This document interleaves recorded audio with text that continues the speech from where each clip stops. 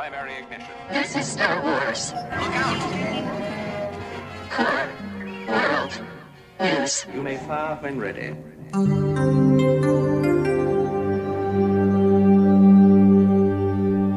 From the bright side of the galaxy, I'm Grex conducting news in the Core World News, your all news show providing in-depth coverage of the latest stories from every sector of the galaxy. Now, the news segment rundown for April 13th, 2023. Fistful of Beskar.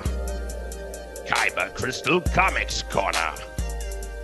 But first, this news.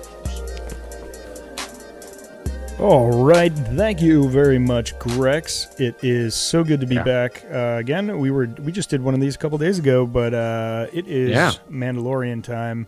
Can't wait to talk about this latest episode, and also getting right into. We're finally going to catch up on some High Republic. We're going to talk about The Blade, a comic book series in the High Republic about Blade Cuts. Our man Porter Engel, The Blade Cuts.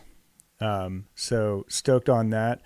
First, we do have some news, as Grex mentioned. Grex is already taillights. He's out of here. As always, Gazadrel, the beaches of Gazadrel today. Yeah, you guys know. Well, that's good for him. That's super good. So there was a couple bits and bobs left over from Star Wars Celebration last weekend that sort of came in after we recorded. One little tidbit is 6 or 7 years until the Filoni movie. Kathleen Kennedy said that, so a little bit longer than I think we were talking about 4 or 5. I think. Yeah, I thought for sure that was going to be the first one out of the gate, kind of. But that's fascinating. That means there's a lot of road still to go in the Mandoverse. We were going to spend an extra 30 minutes last pod talking about a possible Thrawn series where you could get a larger insight into his life and what's going on there. Really double click on what his past was like and what he's doing now in the story and sort of his perspective. I think that can be great. So, I mean, if they could do other series that basically connect those, get us to that 5-year, slate. So I don't know. I feel like they could do it. They could pull it off. Yeah. They could just keep stuffing new shows in there. It feels like they already have like 3 studios working on Star Wars projects simultaneously all the time now. There's Andor's running right now. They're finishing up Ahsoka. It must be in like post. They're shooting Acolyte right now. It's like, how many studios do they have? Right. But I love it. And Rosario Dawson was asked about season 2 of Ahsoka, and she gave like probably is the studio answer, but she's like, depends on the reception for season 1. But like, I'm like, does it? Because if you're going to do a movie in 6 years, like, are you just going to do an Ahsoka series and then nothing for 5 years and then bring it? Like, it's that, or like you said, Grant, like they got to like roll out all these other series. Like a Thrawn series now does seem possible. A Rogue Squadron series seems likely at this point. You got to fill that space. Yeah. Plus skeleton crews out there floating around. I don't think anything's for certain though, man. Like, honestly, like they've pulled the rug out from under us on feature films many times. Oh, for sure. Well, what's interesting here is I think it's quite daunting what Filoni and Favreau are setting out to do, right? Is like they're basically doing the like Zahn extended universe. They're basically embarking upon Heir to the Empire and trying to create that and bring in all of Star Wars and the old EU and Legends and new canon and all that and everything that's currently happening. And I feel like that's going to be a lot to do. And then to get a movie out of that, I think you're going to have to do a lot of table setting like we talked about last week. Yeah. And it's going to be like, we have to get Han, Luke, and Leia in the story somehow. And like, for me, I need a couple things in Heir to the Empire to happen. I need like Leia and the Nogri and like the Lady Vader stuff. Like I need that to happen. Like that is so I cool forgot. Thank like, you for reminding me, Grant, that the Nogri started in Heir. I couldn't remember where they came about, but boy, the Lady Vader and Nogri stuff is so good. It's very interesting. Part of me also wonders. Han's great in that book. They use Han so well. So, part of me wonders now if like Heir to the Empire is a trilogy, right? And so if you're just going to do one movie to finish it up, I wonder if you start telling some of that storyline in these series, right? Yeah. I mean, it could be all manner of things coming down the pipe. We do know actually another little bit of news that came through is that Filoni and Favreau confirmed that they consulted with Timothy Zahn regarding Thrawn. And you know, they didn't say much more than that. I'm kind of hoping it's ongoing because it seems like Thrawn's going to be touching a lot of series and a lot of stuff. Obviously, we're going to get more into this when we get into the Mando episode, The Spies. It's soon, like the interim war, right? Was with Thrawn between the Galactic Civil War and the first and trilogy. second Galactic Civil War. Right. Yeah. What is that war called? With the First Order, basically, or what do they call that war? I forget. They call it the Resistance Rise of versus- the First Order, and then Right. But the thing is, they were rising, but they never arrived. Yeah, they never. Yeah, they rose but never crested. Yeah, really got they there. did not Yeah. climax. They're the Blue Order. Yeah, no, they never. They never. really They think never about made it color. to the final order, right? They never finished. Yeah, they never finished. Oh, Oh yeah. boy, All let's right. keep moving. Let's go before we get an E. And anyways, The dark side is strong. in other news, Star Wars is bringing Crawl back for their feature films. How do you feel about Oh, that, right. guys? Crawl I- coming back. Greatest thing I could ever hear. Oh That wow, was wonderful. Oh wow, Grant and I are on opposite sides. Oh, let's go. Let's Oh, hear wow. it, guys. I'm a Let's hear big it. fan of Crawl. So I will say, if the Daisy Ridley movie, if the Rey movie is episode 10, it should have a crawl. If it's not episode 10, there should not be a crawl. I kind of liked that 100%, it's called episode 10. Then it should have a crawl, and I'm happy. 1,000,000%. 100%, huh? It's so marked. Wow, I love how confident you are. Yeah. I'd give it 20%. I'm gonna meet you guys in the middle. I feel like I'm doing that right now a lot, but I feel like it. I mean, if you're gonna tell more, Jedi Order, it is a Skywalker story, right? She is Rey Skywalker. It is part of the saga. If it's part of the saga, then call it episode 10. How could you exclude it from the saga? She's Rey Skywalker. But I kind of like this precedent that we're setting. Is like maybe we don't need to. We continue the chapter storytelling, right? The episodic storytelling, but don't bind it by trilogies, right? Maybe you can't tell a 10 and then maybe tell 11, 12, and a 13 or an 11 and a 12 or 11, 12, 13, 14, like whatever a story requires. I think Thrawn is going to be a bigger deal than we're thinking because they're labeling him heir to the Empire. They're using the exact text. Yeah. They name checked it. They title just checked title it, him, yeah. label him. He is the heir to the Empire. Rey is also, in a kind of technical sense, Heiress to the Empire, yeah. I'm Oh, like, is this yeah. not beckoning for another 3 films of just like them duking it out for like who's to take over whatever this I love massive that. military industrial complex is that's going to exist no matter what, essentially? I don't know. Well, I love it and I hate it. So Yeah. here's why I love it, because I think that's a brilliant observation. I never thought I was like, you're absolutely right. He's titled heir of the Empire, yet she is technically the heir of the Empire. Technically. I really don't think they're going to kill off Thrawn. I think they learned from their mistake. I talked about it last week. They learned from a mistake from the old EU. The reason I'm not a big fan of that is that does that mean like we get more Empire stuff in episode 10 and more like stormtroopers? Because I'm That's kind of what's hard done with about it. Star Wars, yeah. Yeah. I don't mind it in Mando because but like, can we That's move why back on? in Yeah, time let's move is- on. Yeah. That's why Back in Time is sort of there's an incentive for that for me, because I feel like we could do riders on horseback, like allude to like Camelot and really get like fairy tale with it, and it could just the war could look a little bit. It could be more like little ground skirmishes and things like that. You know what I mean? It doesn't have to be these elaborate sort of like space battles, although those would be there too. It's just that like let's focus on like the battlefield and the maneuvering. Yeah. Like, some of my favorite things in war movies are like the maneuvering on the battlefield, the actual strategies. I wish That they could stuff's bring so the cool. Zahn level of strategy to the live Zahns. action, because I didn't really feel the strategy in Rebels.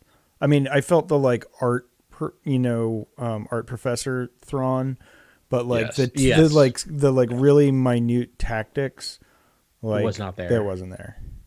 Not like the books. feel The like- books are great. Not like the books. Yeah, that's all the books are. Is like military. We're tactics. seeing it, and we'll get to it. We're seeing it in Mando, whether it's Thrawn or not doing these things. They at least are playing around with tactics in that show, which I'm appreciating. Like the one of the earlier episodes in the season where they kind of pulled Bo-Katan and Din Djarin off, and then the other TIE fighters, and then what happened in this episode. So it feels like at least maybe we'll see it in live action. What I was just thinking about too is if Grant, if they do this episode 10 where it is like the two heirs battling, I don't know, maybe episode 10 heirs to the Empire, plural, is that maybe I just don't want to see another Star Destroyer in the sequel trilogy era. Enough. Like maybe we can do something else, but maybe at the end of whatever happening is this, he goes back to the Chiss, and maybe so it's just the Chiss. What if the movie's called The New Empire? Yeah, episode 10, The New Empire. Yeah, well, they've already labeled the Chiss era Empire. the New Jedi Order, so it would be tough to call the movie New Empire, but it could be. I don't want to neg it. That's a good idea. That'd be wild. Yeah. Well, again, I don't know how you do Star Wars without stormtroopers and sort of the ridiculous sort of like ships. Yeah, I don't know. They gotta find a out. way. Yeah. If Star Wars is gonna last like generationally, we gotta find just put other Doug things. Chang in a room with his boys and girls that do design and just come up with something. Their designs are amazing. Yeah. It seems impossible to me to be able to like sort of mimic something as iconic as a Star Destroyer, but like they can do it. They've done it before. So, I mean, they brought us Lucra Hulk battle droid starships. Like those things look amazing. Yeah. Doug Chang. Yeah. He's the only guy I remember his name, but it's like Ralph McQuarrie, Doug Chang. It's hard to trust the design of Star Wars with anyone else. They've defined it in such a wonderful way. But they get a bunch of pros that get it. Like they'll figure it out. But yeah, I'm ready for something fresh in the sequel trilogy. That's why I'm kind of hoping it's not going to be episode 10. I want them to turn the page and pronounce that they're going to be doing something new. That's the problem with relying on legacy is you're relying on legacy design at that point. And I think what was fun about the prequels is they embarked on something wholly new, and that's interesting to me. I almost want to see that again in a fun way. But the High Republic's that. I mean, there's a lot of new design in that era. Yeah. It's fun. Yeah. All right. So I'm just going to keep us moving here because we obviously want to talk about this episode. We're like, anyways, Thrawn, though. Yes. So the last one, actually, it's not really an announcement because we announced it last week before the official announcement, based on a solid guess. Bad Batch Season 3 is confirmed. However, what we weren't bold enough to pronounce was that it's going to be the final season, which I think is nice, tight little 3-season arc there. That's great. Yeah. I really almost said it last week. I know I don't get credit. I'm not taking credit. I'm mad at myself for not doing it. I really figured something about me just said I don't know. I think this actually ties into why I think we're definitely going to get, the Mando movie, whether it's 5 or 6 years from now. And it's just because Filoni is Star Wars right now. And I feel like the only reason Bad Batch is getting a 3rd season, and this has nothing to do with the quality of it, is because of Filoni. The only reason we got a final season of Clone Wars, not only, but one of the big ones is Filoni, right? These are his babies. And I think the Bad Batch that we talked about is amazing. The quality is there. But at the same time, I know Disney in general is trying to pare things down. They are really overspending on all these series. They've maxed out the number of subscribers. And I'm sure that executives at Disney's looked at the Bad Batch, said, this is great. This is getting us 0 new subscribers. That's very negative of you, Adam. Yes. I'm surprised to hear that from you. I don't know. I think there probably is a metric for sort of building out the Star Wars ecosystem. Like that page on the Disney Plus streaming service, and that sort of getting more clicks. But let's look at this. They also got to keep us around too. If there's not new, Star Wars content, But there's a lot. But is there anyone, do you think, realistically, who said, "Oh, now I'm going to get Disney Plus because of Bad Batch," or "Now I'm leaving because Bad Batch is canceled"? I just don't see it, to be honest. But that's nothing against Bad Batch. I think it's just the reality of the people who are subscribing. But here's the good news: is I feel like it's talent, right? They want to keep Dave Filoni around because he is talented, and so it's great that I think he's using this to say, "Fine, but I want another season. I need to wrap up my story. Give me one more season." And they gave it to him, which I think is great. Interesting. I mean, I have an entirely different take on it, because I think it's the opposite. And actually, the animation isn't. We talked about it a little bit last week because of that interview with Filoni.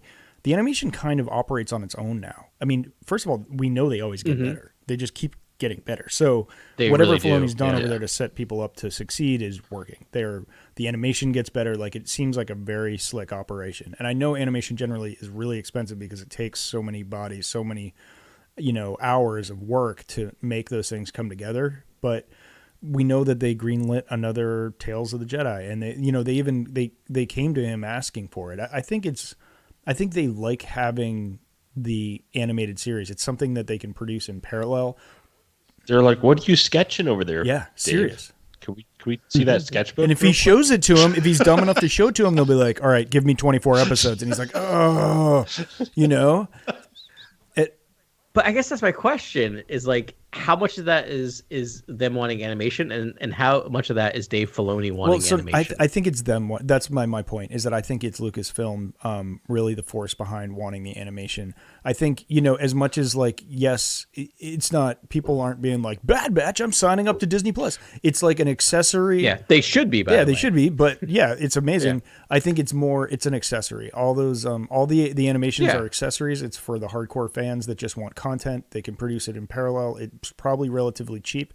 I don't think it's $10 million an episode, like like Mandalorian is. Good point. It's filler, and I think any solid animation they can create, they're going to pump out there. We do have we haven't talked about it, but there's and I don't even have the name of it. It's like Forces of Destiny. No, it's not. They have animation streams for young fans, right? So there's one. I have it because I was just looking up Young Jedi Adventures, right? And it's High Republic. That's coming out May 4th. Is it High Republic era? It is High Republic era, and the reason why. So this is part of what I was thinking, but I will say before I start where I came out negatively, I think you and Grant have swayed me on this. My heart grew 3 sizes today. But I think you're right. I think it is a lot about having content, right? They got to keep us around, It's not all about signing us up. They do. They got to keep us around. Not that we're going anywhere, but I think you're right. I think the other thing is the Young Jedi Adventures is kind of the missing piece, is because part of me is probably like, because I think you're right. Lucas is all about it. Lucasfilm's all about it. I think Disney Plus, the hires are probably like really cost cutting stuff. I think having Iger back is less likely that he's more likely to support content. But the one thing they were missing is, as we've talked about week unto week, is there's Bad Batch is animated and it's wonderful. My preschool age child is not going to watch Bad Batch, right? And mostly because she's not going to get anything out of that.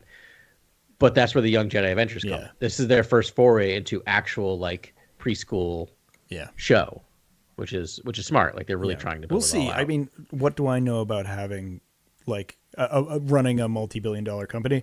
And I was really surprised. I was totally wrong about Solo. I didn't think it mattered how well Solo did. I'm like, as long as it broke even, I figured they would just churn out, Lando series or the rest of the Han Solo series or whatever. And that didn't happen. They were a little more gun shy. So there's really no telling what's going to be going on there. But should we get to the main event, guys? Let's do it. I'm going to play a little Fistful of Beskar intro music here. And now, for Fistful of Beskar.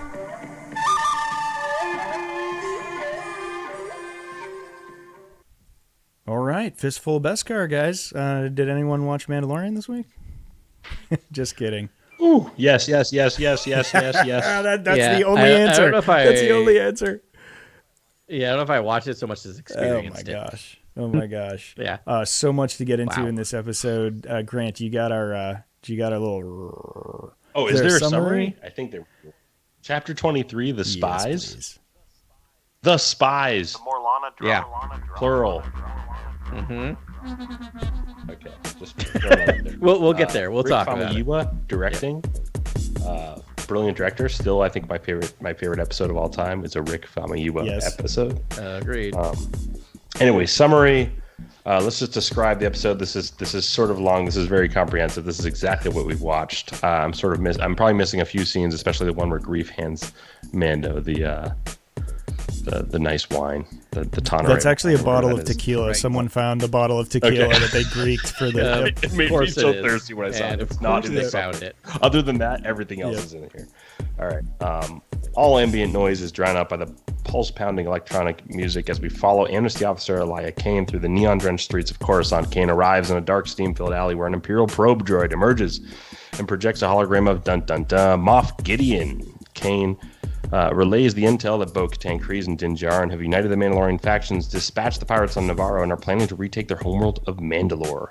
Across the galaxy and on the other side of the holo call, an agitated Moff Gideon enters a meeting with the Shadow Council of remnant Imperial officers who preside over what remains of the shattered Empire. Gideon inquires about Thrawn's whereabouts, to which Captain Pelion tells him that secrecy is imperative to Thrawn's plan to return to the Galactic Fold. Brendel Hux is present as well, and we learn he's busy at work managing his own cloning operation dubbed Project Necromancer. To end the meeting, Gideon requests resources to deal with the Mandalorian threat on his doorstep, and the Council agrees to provide reinforcements in the form of stormtroopers, TIE bombers, and 3 Praetorian guards. On Navarro, Greef Karga gifts Grogu with IG-12, the reassembled remains of IG-11, but now with a pilot seat and buttons to trigger simple speech option commands like yes and no, which are quickly abused by Grogu. At the Mandalorian camp, the 2 factions of Mandalorians, Bo's old followers and the Armorer's covert, begin their rocky integration process and prepare for their mission to retake Mandalore.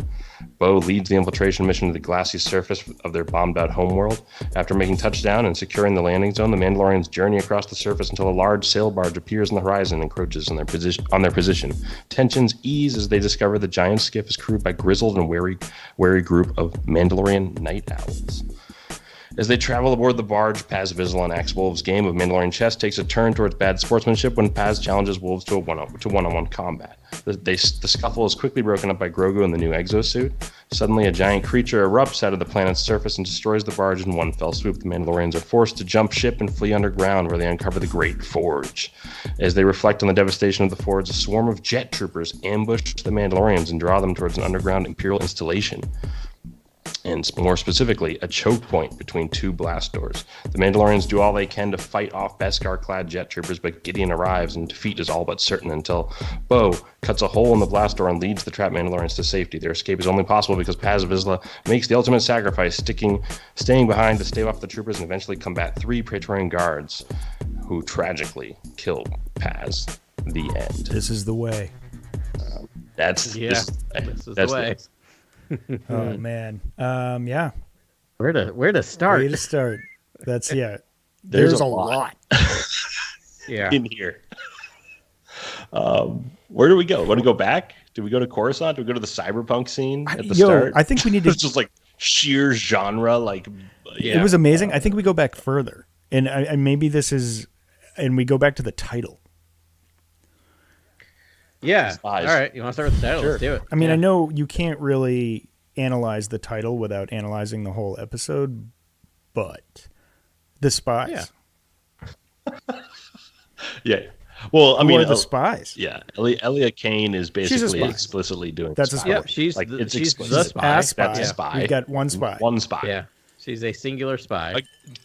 Where are you trying to go with this, Ben? Are you trying to go back to our same theory that we've had for a long time? Oh, your theory, or is it our theory? I feel like the armor theory. Well, that's my theory. For a long time, that's your theory. I'm not claiming that theory because I think you're wrong. But really? That's not our theory. That's your theory. The armor would be very one note if she's just the heart of the couple. I'm not like defending her for a third consecutive episode. You know how I feel about her. I think she is one note. I don't know. She's the wise master. Plot wise, you would separate her from the rest of the group at a very crucial time. I'm with Adam. I'm happy to be wrong here, guys. Evil. I'm just sticking to my guns. Yeah. Did you see Gideon's helmet? I don't think those were horns. I was like, they know each other. Yeah. Who do you think made his armor? Bo-Katan cannot lead. Who made it? Wow. You think the deception is that deep? I do. She's like she is in the Bo-Katan pocket. to dinner after she's saying she's like her house is cursed or something. No, like it was like it's just weird to me. It just the Moff behavior Gideon does not have horns on his armor. It's a crown because he is a narcissist. It's way different. Oh, I didn't analyze it that deeply. I thought they were just horns. They're little they're like bat wings. They're like that stick up their flank. It is very bad. I mean, cool. it is very. I need Batman. the Gideon figure. No, I entirely disagree. It was very Batman. It's very bat wing to get real specific. Yeah. But anyway. It was like I was Google that. like da, da, da, da. Yeah. No, I don't. I think yeah. And actually, when I saw that theory online, I was like, oh, everyone, please. But yeah, I mean, but hey, so a lot of people are there with you guys. I don't think it's the armor. I really just think it's. I mean, technically, they're all spies. Yeah. Really. I mean, all the whole Shadow Council is. I mean, it's a council of spies. They're not really spies because they're not within the New Republic or working you know, in a legitimate area. Illegitimate. I mean, we have established that Moff Gideon is a spy master. We had that established in the council room, which we're going to spend a lot of time on. But we should talk is about it that. not? Did Moff Gideon not look surprised when he was given that information about what happened on Navarro? So it's like this spy is clearly telling him that information, not the armor. And I mean, but the armor did send them to the forge, and that is where clearly he has a base established. I mean, that could go for it, but also, I mean, we have precedents laid for why the armor, they go on and on about how the forge is the heart of Mandalore, and the armor has always wanted to see the forge and all that stuff before. There's room to go either way. But that's why Thrawn can can promise rebuilding the forge. Like there's a whole thing with the forge, right? Like, who can rebuild the forge? I bet Thrawn could. Thrawn would throw money and finance the rebuilding of the forge. Maybe promise. Yeah. So let me give you an alternate one, Ben, that saves the armor. Because another possibility is you're right, is that Moff Gideon is a spy, and he's a spy for Thrawn. Because everyone's using Thrawn's name, or not everyone, Pelion, we'll talk about him in a moment, is using Thrawn's name, right? And maybe falsely, and really Thrawn's working behind the scenes with Moff Gideon, right? So maybe he's the spy. Maybe. I still think it's the armor. I think what we discover in this episode is that the Empire has been lying about the planet being too toxic, too inhospitable, and that it's really just a cover up for a secret installation, which is Gideon's base. Gideon's base is Mandalore, and he's well established, and he's gonna have a lot of TIE fighters and troopers and assets to, I think, use against, especially, I mean, he requests them in this episode. We get his list of requests. Him getting reinforcements. So actually a couple of mysteries are solved in this episode. One is we know where the fighters on I can't remember the name of it is Concordia, right? No, that's the moon's Concordia. No, what is what's Bo-Katan's planet? It's a starts with I or an Kavala or something. Kavala. Oh my gosh, I feel terrible for forgetting that. But in that, Cavalli. Feel free to Google that, Adam, while we just murmur to ourselves. It makes for great podcasting. I'm trying because there's no way. Can we make sure to just say Kavala? Yeah. We'll just call that. Anyways, we know where those. Nice. We know where the fighters came from, and how Bo-Katan got flushed out. Oh man, you guys! Now I'm just thinking about the armor. Or maybe you guys are right. Ugh. All right. I mean, rebuilding the forge. They dwell on the forge in this episode. They're like Axe Wolves is like, it was like I was here, I saw it, and I was just like, it was the best. The bed. Axe Wolves has lost every battle. He just keeps getting his butt kicked. Sorry, I'm done. I'm done. Yeah. But Ben, don't lose faith about the armor because think how sweet it'll be. When I'm right. If you're right. Like you'll just be able to lord it over us forever. The other mystery that was solved is the derelict Lambda craft that our man Captain Teva rolled up on. We know why there's Beskar in that ship now, right? Right. I mean, maybe. I assume it's the jet troopers. I assume too. It's the jet troopers. Jet troopers. His Beskar jet troopers. But it depends on timing, right? Like what happened first? Who helped him forge the Beskar? Right? Were the jet troopers created prior to escape or post his escape? I mean, I feel like I think you're right. Geronimoing that, or laying waste to Mandalore was always part of his plan. That is a monster-like facility that he had built under the surface of Mandalore. So, I mean, and right near the forge. So, he probably used that to create his own, his own armor. But, I mean, there's got to be more than one armor in the world. The galaxy. Right, that's true. I mean, yeah, she's not the only one. Kavala, by the way. It is Kavala. Okay, super. Yeah, sweet. All right, awesome. So those were two mysteries solved. Sorry, I waylaid us, but thank you for humoring me on that thing. I think it's a good place to start. Yeah. Anyways, the spies. I mean, Kane, possibly armor. Who are you thinking, Ben? I think it's just they're just being sort of general. The spies. It's it is. I mean, it is curious. They've been sort of singular the whole way, but it's like now we know that there's a spy network out there. We know what's her name is like. It wasn't confirmed before, though. We all guessed it, episodes ago that Kane was a spy for someone. She wasn't there. I mean, there was a theory that she was acting independently before that. We didn't know for certain that she was actually whether she was operating on Thrawn's behalf or Gideon's behalf, but this is confirmed. There is a tonal shift in this episode where it did just enter. I mean, just being titled "The Spies," it's entered spy game territory, and it feels like now everyone in the shadow count. It's now like Andor basically. It's like now you're basically double. You're doing double takes on everyone in the Shadow Council, everyone who's in a Mandalorian, everyone who's you're like who like where's the information, where's the leakage coming from, like are they sharing information with the other side? Like obviously Amnesty Officer G68 is sharing information like that's why I think it was plural. I just think it's trying to cast out and create that sort of spycraft feel to what's going on there. I don't have there's no one I'm not like Axe Woves, that guy keeps getting his butt kicked. He's suspect. He's sus. Maybe he's a spy. Like I don't have anything like that. But like the armor is weirdly absent from a lot of this stuff. Like she'll just appear and just wreck house with her hammer and like just like vanish. And then she's like inviting everyone to dinner, and it's that's a feature. That's a feature. There's something else going on here. Is it her idea to leave, or is it Bo-Katan's idea to leave? For her to leave, I can't remember. Do you remember when she decides to take the wounded Mandalorians? I forget whose idea it was. I didn't get there on my rewatch. I don't know. It was one of them. They're like, we have to go, and he's like, "Oh, I'll take you." I mean, the other theory could be that so you called them night owls, Grant, in your preview. I don't know. Like he recognized the night owl insignia, but I'm not sure that was actually his clan. I just call them the. Oh, it might not be accurate. Yeah, I just did that off memory. I've been calling them the locals. I like that. But they could. I do have a new theory to spies. I don't know.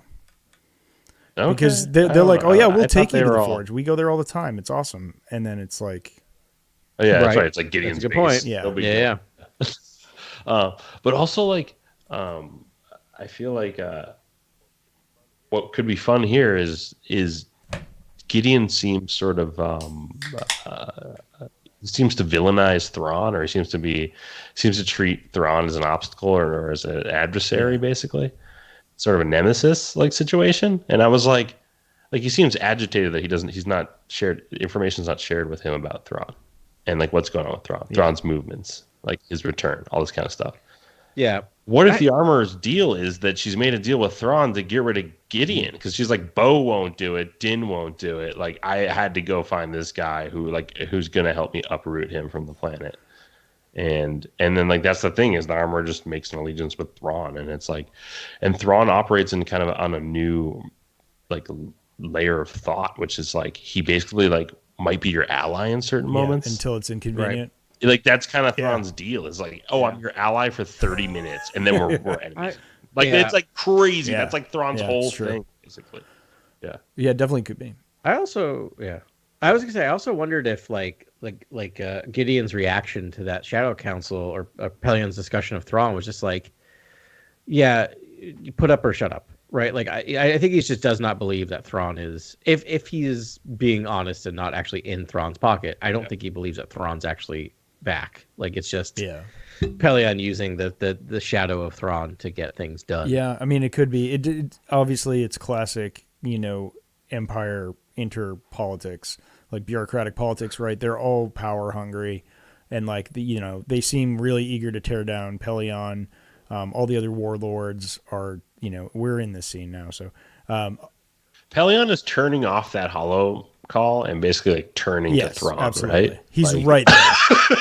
That what's happening. Yeah, no one knows where each other are clearly, because he's just like, Mandalorians are a threat. Like, and no one knows. Like, he's telegraphing from Mandalore. Like, that's where his base is. Right, and now Thrawn having that information will be like, oh, the Mandalorians. Like, oh, I know exactly what to do here. Like, we'll just counter Gideon with all this, because I feel like Gideon's power hungry. And I think Thrawn is like, that's going to be an issue if I'm the true heir to the Empire and someone wants to challenge. We talked about this last week, and I mean, we're talking about it in a little different shape this week, but yeah, it could. Gideon could get trapped between Beskar and a hard place. Like he could be, he could be fighting both the Mandalorians and Thrawn at some point. But what's fun about that is it's Giancarlo Esposito, and he's a brilliant actor. And like when we write him into corners, like he's gonna get out of them, and it's gonna be fun. That's true. You do expect that from Giancarlo, from Gus Fring. I mean, Moff Gideon, greatest villain of all time. No big deal. Yeah, he's fantastic, and but I mean that also leads to a larger question, which is, are we going to see Thrawn this season? Yeah. Like cameo. Okay, very you guys are still holding that candle too. Okay. Yeah. I think we get a very much similar to Book of Boba Fett coming, blah blah blah, scene at the end. Like I think we just get a. Ben, what if I double down on the armor theory and I say the armor meets with Thrawn at the very end? Wow, of the season? then I'd be extra wrong. But listen, I'm feeling good. I'd be double extra wrong. I'm throwing my hat. Yeah, I'm going against it though. The whole sabak pot. I talked about this with Jason earlier because he's still in my camp. So I've got one other one. Really? Yes. Actually, no. I think Jason jumped to your camp. Red eyes gleam in shadowy. Well, he's watching right now. He's live right now with us. So I think he's with you guys. Tell us he's where with he you guys is. at this point. I think just the piercing eyes burning into our souls. I mean, it's iconic, but don't you think it's like kind of like blowing, like revealing the monster too soon? We just talk about him for a while. Just the eye? Yeah, I guess off-screen dialogue. I need something at this point. You can't just say his name this many times, especially season 2's name is name checked again. Now even a character in story is like, where is this guy? Literally, where is he? I'm outside watching, and I'm just like, it is a little meta. Yeah. It is like a lot at this point. I'm like, there's a lot of again. I'm doubling down, and I think that was our Thrawn reveal. Was just them talking about it, because it's like we just watched the Ahsoka trailer, but that wasn't in mind when they were writing these stories. So I'm thinking, like Thanos' first appearance in the first Avengers movie, is it first Avengers movie? Is that the first appearance? God, it was early. Thanos. Yeah, something like that. It'll be something like that. It'll be like just a very brief over his shoulder in silhouette or whatever. Yeah. Yes, because he goes, "Fine, I'll do it." Sorry, that's Thanos' reveal at the end when Loki. Fine, I'll do it. That's it. Done. Yeah, that's the amount of cameo. Yeah. All right, we'll see. Yeah, we'll see. And I will. Can we talk about Brendel Hux now? Pelion, huge character from Heir to the Empire. Basically, that ensures they're basically adapting a lot of Heir to the Empire at this point. And it's going to be Pelion. We're going to get Rook again, I think. Yep. I think so. So that's So please, Adam. I want to hit on Pelion a little bit before we hit Hux, because Pelion is huge in the old EU. He basically runs the remnants of the Empire all the way up to Legacy of the Force. Like, he is there through like 35 years, like after the battle of and he is there constantly. It actually ends up being a pretty good dude, which is the fascinating thing. Like, he actually lives in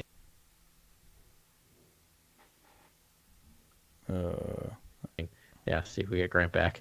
I lost you for a second there too. All right. But you're back. I'm back. So he's a huge part of the old EU. They also have him played by Xander Berkeley, who is a character actor who's been in everything. He was in like 15 episodes of The Walking Dead. He was in the show 24.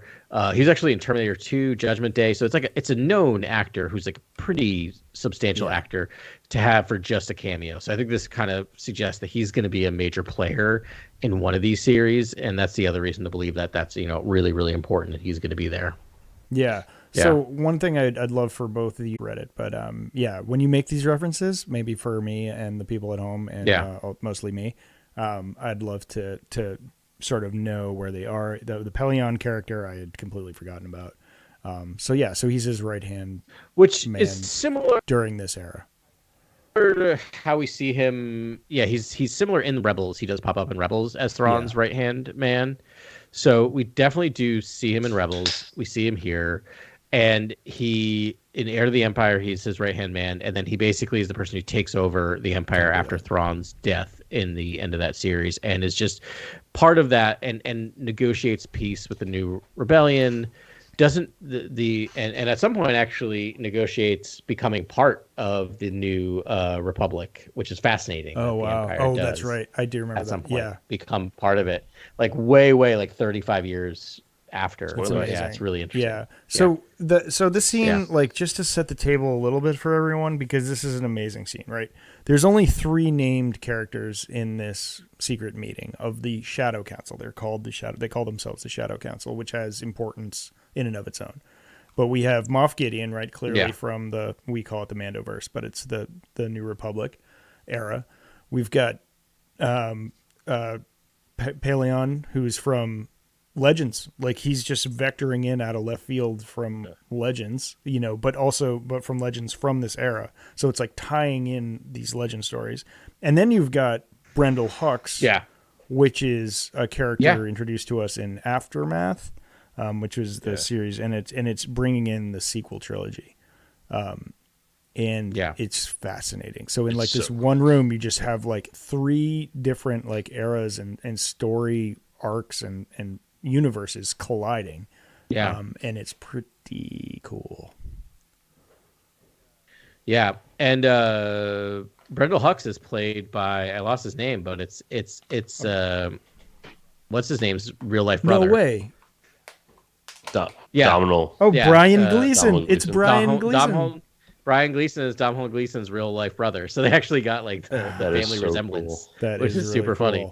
Yeah, it's really cool. So Brendel Hux, for people that don't know, he was introduced to us in Aftermath, written by Chuck Wendig, and his character is he's a terrible, terrible person. Horrible person. He's the worst human being he's a ever. Sociopath who he pretty much takes orphans and like pit fights them, and then like creates a like inner circle. But the only way to get in is you have to kill your like one of your like classmates, but you have to do it so no one knows. Yeah, and so that's because he goes to like. That's because he does his business meetings and his offsites with like acolytes from like Exegol. Yeah. Like the people he's like nudge talking to at work are just like cultists. Right. It's like, oh yeah, okay, all right, this is not fun.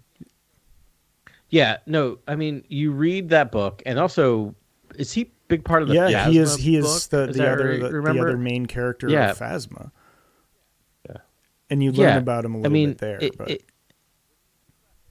When you read about him, his son actually turned out pretty okay. Because of Phasma said she'd protect him. Like, she was like almost a maternal figure for that. Like, in a prison sense. Like, I don't know. Like, no, but it's so true. But like the Armitage Hux. Armitage Hux is a horrible person, but like leaps and bounds better than his father. Big progress. Which is saying something. So Brendel Hux was handpicked by the Emperor.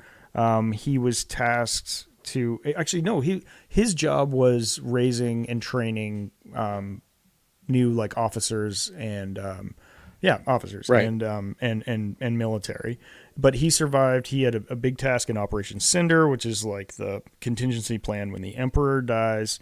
Was Gallius Rax was the person that was running that Cinder. Oh wow, yeah. He was, but Brendel do you Hux think was part of that. Do you think that was the first sort of like wounding of the Imperial remnant, basically like taking out like Gallius Rax basically died, and he was like the chosen leader basically of the Empire. A really good question, but I think he was always meant to die. I think that was part of the plan because he went like running into the core. His job was essentially to set the Jakku stuff was like he had to die. Yeah, his job was to self-destruct Jakku and destroy all of the Empire's fleet and all of the Republic's fleet at the same time. That was like his big thing. Move. Yeah. But Brendel Hux survived. He was saved by Ray Sloan. So Ray Sloan is another who we don't see, who's absent from this meeting. Yes. Weirdly. Because Ray Sloan saved his life, and she might have, and she brought Brendel Hux to heal, and was like, "You're going to work for me." But Ray Sloan's was sent off with the special plans to go to the unknown regions, which I assume is Exegol.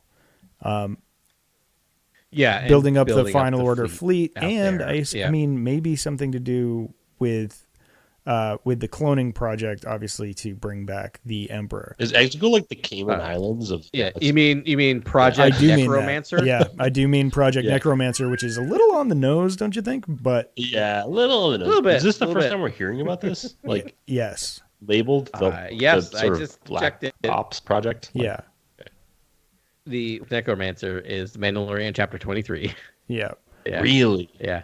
That's fascinating. That's new canon. Yeah. And I have to imagine that is dealing with the resurrection of the Emperor. I would assume. Right? Yeah. Right. Okay, cool. I would assume. Yeah. So when Moff Gideon is asking Hux and Paleon, for supplies because they're the most well supplied, you've got Paleon with Thrawn's whole fleet, and then you've got Hux who represents the Final Order. Yeah, essentially, in the unknown regions. So, and all of that fleet massing around Exegol. That's my theory. And I think Hux reports to Sloane, and then, and obviously, and that cloning project, if Hux is involved in cloning, it's Project Necromancer. It's exactly. It's bringing the Emperor back. Yeah. Or, I don't know, making Snoke. That's why I say he's probably near Exegol, like him specifically. I think other people are stationed elsewhere. He might be out there. Yeah. That's Necromancer sounds like it's happening in one place only. Right. I mean, based on what we saw in episode 9, that's where they were doing the experiments. What's fascinating about this, just a quick step back, is that way back when the Mandalorian was starting, Favreau said this story will talk about the beginning of the First Order. Remember he mentioned that way back when, and we were like, through most of season 1, we're like, really? In episode 2, they mentioned like a little bit. We're like, huh. Yeah. And boy, by season 3, do you think he had beat sheets all the way to season 4? Like, just making season 1? Yeah, I think so. But I mean, canonically, we're still like 18 years away from, The Force Awakens. So we got a minute to go. This is now like story by committee though, because the entrance of Thrawn and like how he's going to operate, I imagine there's got to be a lot of sort of creative control over what happens there. You know what I mean? And oversight. I imagine. Yeah. Yeah. It's Thrawn. Like, it's a mega they built back in the books in such a brilliant way where he's like this ultimate tactician, and right. You have sympathy for him in the books. You have like a lot of sympathy for him in the books. And I'm like, he's the main character. You're rooting for him. He's the protagonist. In all 3 novels. Yeah. Anakin gets in 9 novels, right? Like Anakin splits a novel with him, but right. Yeah, but you're still rooting for Thrawn more than Anakin. Anakin survives. Yeah, I know. What I love about that novel is like I almost think Thrawn could take Anakin. Yeah, like, most of the time I'm like Thrawn with his like little pistols on like his little blasters. Yeah, like, he could just dive and start firing. Master strategist, right? Because you look through Thrawn's eyes, Anakin's nothing but a tool. He's just like, oh, you're a really handy tool to have around that I can manipulate so easily. Oh yeah, you're so emotional. Let me see how like this could drive your right? Yeah, stuff like that.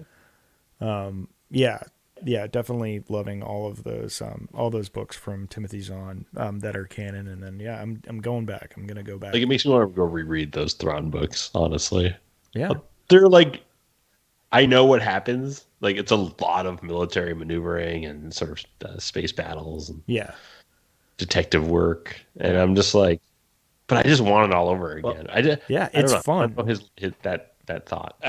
It's a very unique yeah. flavor of Star Wars. You only get it is. there. Yeah.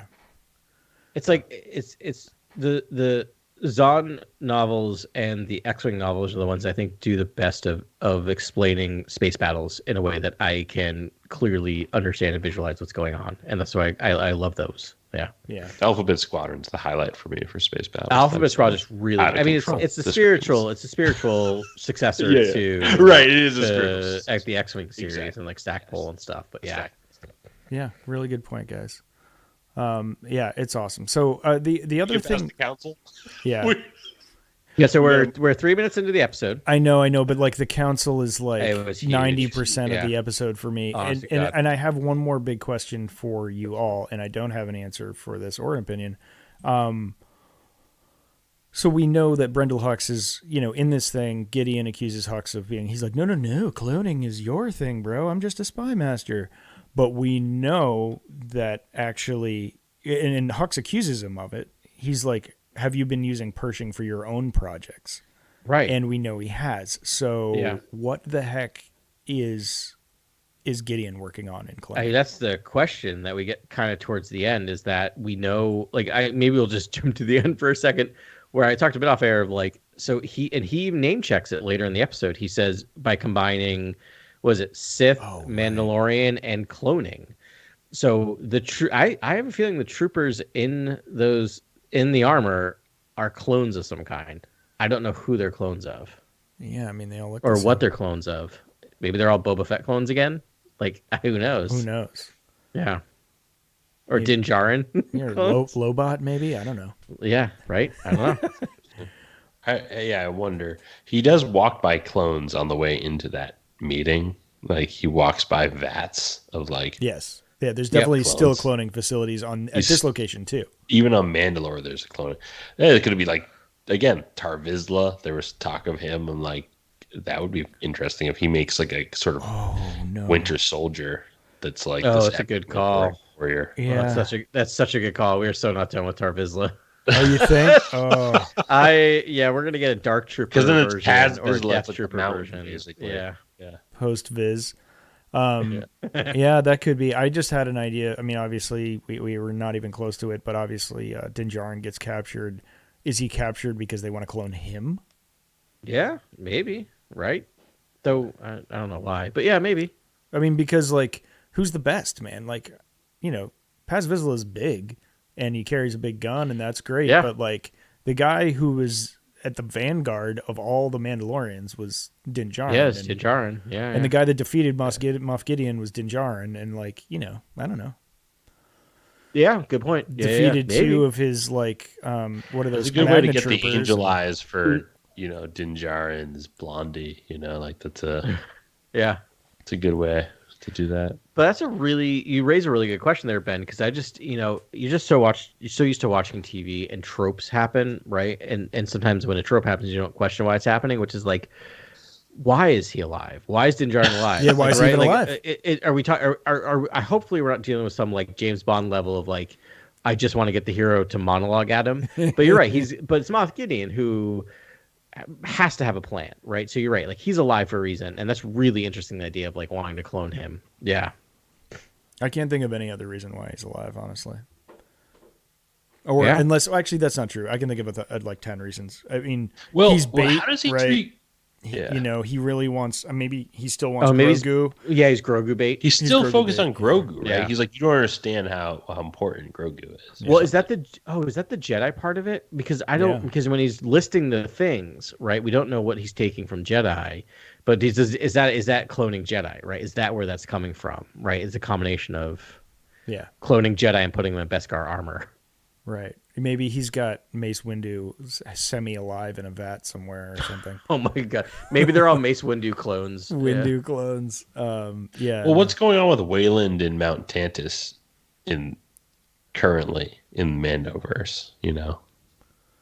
Yeah, maybe Is that's Thrawn there right now? Is Like, Tantus still live? Are we going to see the end of Tantus in Bad Batch 3? I kind of feel like I they're think going to. it has to go on. I think Tantus has to go. I don't think Tantus can be destroyed in Bad Batch. not in a world where Thrawn's walking around, right? Yeah, it has to be there almost. All right. Yeah, I'm sure they'll figure out a way to keep it keep it active. And then that's where the Emperor had been doing cloning projects, so there's probably cloned Jedi there or something. Right, and Tantus is an EU property as well, right? I know you guys have told me already. Yes. But... Yeah, all part of Air of the Empire. And Wayland's EU, which I was dunking on that name, but I was like, oh, me too. Yeah. It's like old EU. Okay, all right. Which one's Wayland? Because I know Hemlock is the guy. Planet. Wayland's the planet that okay. Mount Tantus is on. Right. Yeah. Right. Cool. Ready ho. IG-12, anyone? I know. Can we get to IG-12?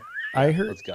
I was in the other room when my Ben, how wife did you hit? watched the scene with like the fruit, and I've never heard her belly laugh at a Star Wars scene in my whole like she that got her good, and that was pretty funny. And you two guys are both fathers. Is this your largest nightmare ever? Is that your biggest fear? Is that your infant has a mecha suit? But it's kind of a reality. A 3-year-old has a mecha suit because they have the strength they don't realize they have, and then you can't rip things out of their hands. I decided today that I was going to take the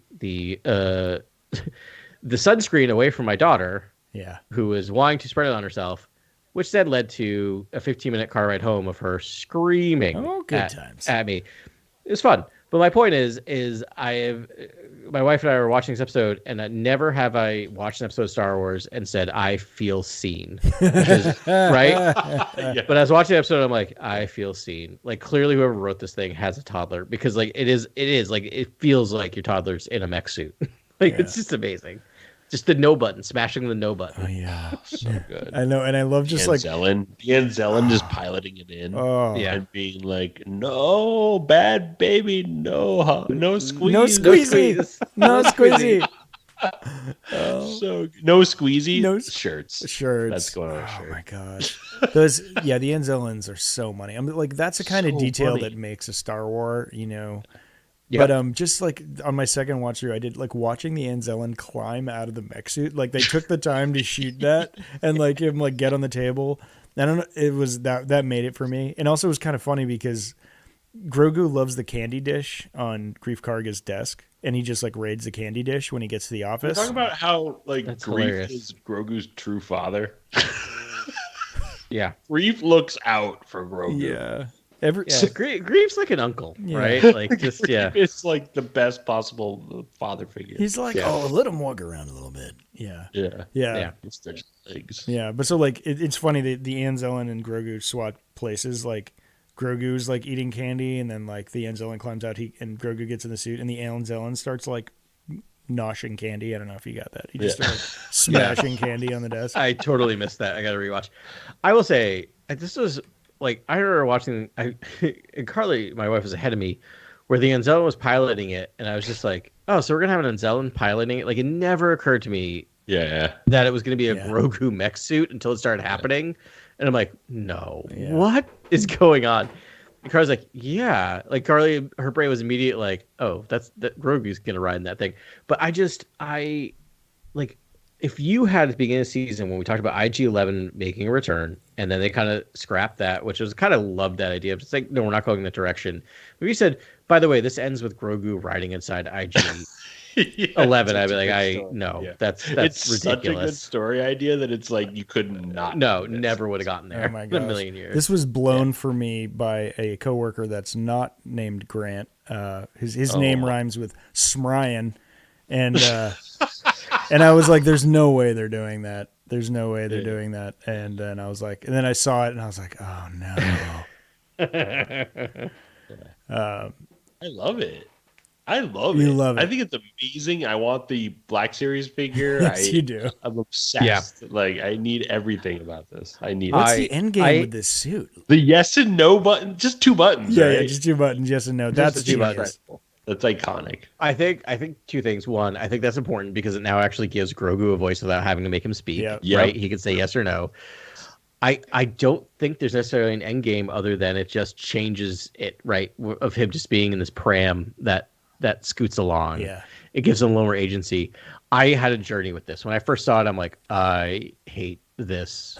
I really hate this. And I then need him to stroke Mando's helmet though. Like, yeah. immediately. And then like It is 5 minutes extremely later, slow and awkward. right? Yeah. Yeah. And then 5 minutes later, I'm like, nope, I love this. I'm on board. But the scene where the Mandalorians fly him. Did you catch that? Where they grab him and they fly him away? Yeah. Oh yeah. What is happening? They like grab him. He just T poses, and they just he's like. Yep. Yeah, I was good. a little surprised about that as well. Just like the little like claws, the little like droid claws. Like no, I was just like no. I was like, oh my god, I'm gonna weep.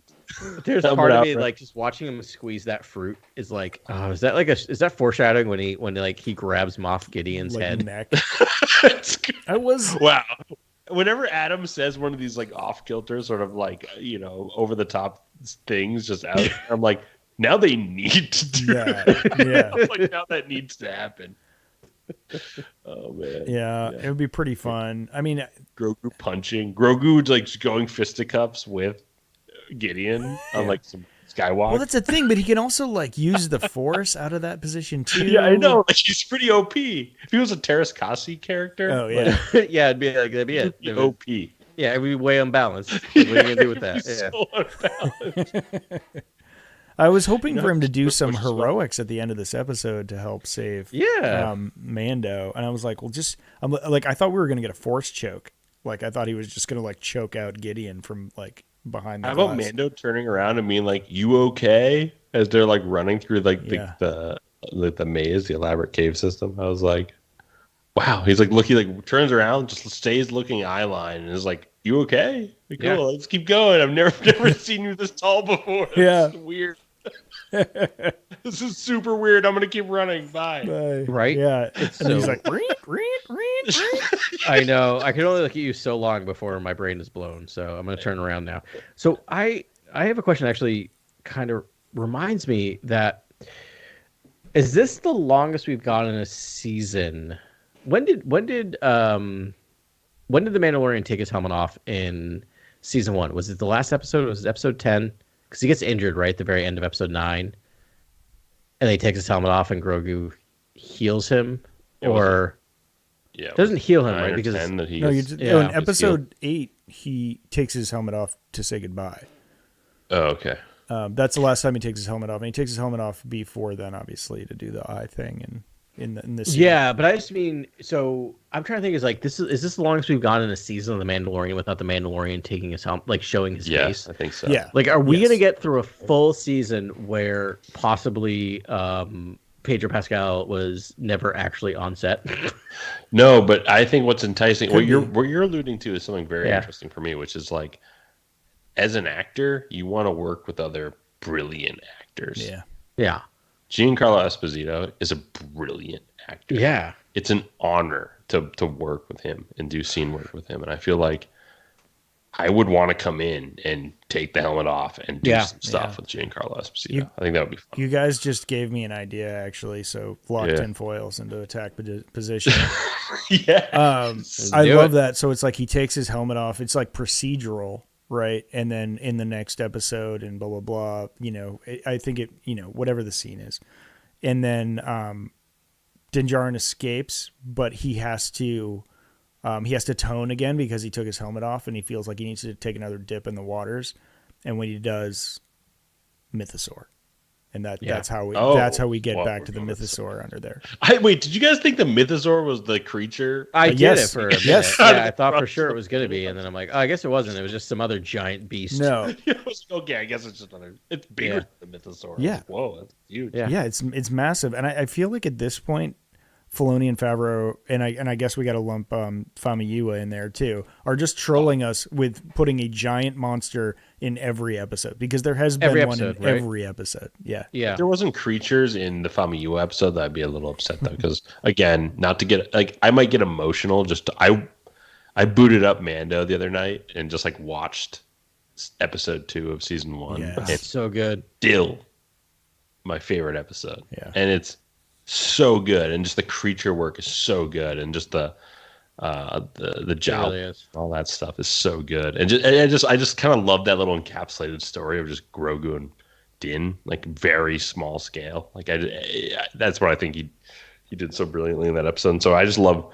I think having a creature now is like a beautiful homage to that episode because he did the Mudhorn so well, and like that stuff is so well done and so interesting. Yeah, it's so good. Yeah, I still remember seeing that. I remember watching those 2 episodes because they came out like within a couple days of each other. Do you remember that they dropped like midweek? Yeah. Oh, it was because Mando was the premiere of Disney Plus, right? Disney Plus went live, and Mando episode 1 was live. And I remember downloading that because I was in an airplane, watching that on the airplane like 5 times in a row because I had nothing else.